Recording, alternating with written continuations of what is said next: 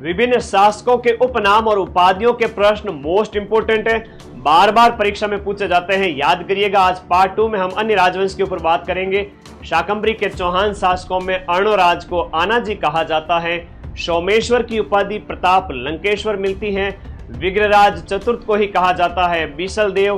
पृथ्वीराज चौहान तृतीय जी को कहा जाता है दल पुंगल यानी कि विश्व विजेता।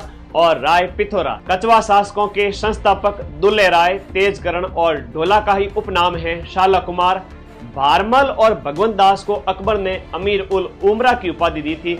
मानसिंह को अकबर ने फरजंद यानी कि बेटा की उपाधि दी थी। इसके साथ साथ इन्हें मिर्जा राजा भी कहा जाता है।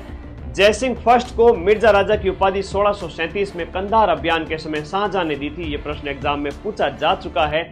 जयसिंह सेकंड को सवाई की उपाधि औरंगजेब ने दी थी। माधो सिंह द्वितीय को बब्बर शेर कहा जाता है।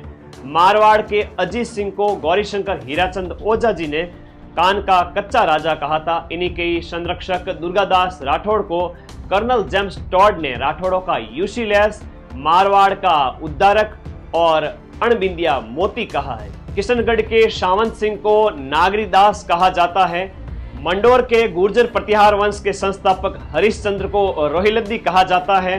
प्रतिहार वंश के शासक मिहिर भोज की उपाधि आदिवरा ग्वालियर अभिलेख में मिलती है और इन्हें प्रभास कहा गया है दौलतपुर अभिलेख के अंदर। भरतपुर के जाट राजा सूरजमल जी को जाटों का प्लेटो या अफलातून कहा जाता है। जानकारी चौकी लगी तो अपने इस चैनल को सब्सक्राइब कर देना। शिक्षक दिवस 5 सितंबर की सभी को शुभकामनाएं और ढेर सारा आशीर्वाद। माइंड मैप ऐप पर सभी कोर्सेज बहुत कम कीमत पर आप लोगों के लिए उपलब्ध कराए गए हैं।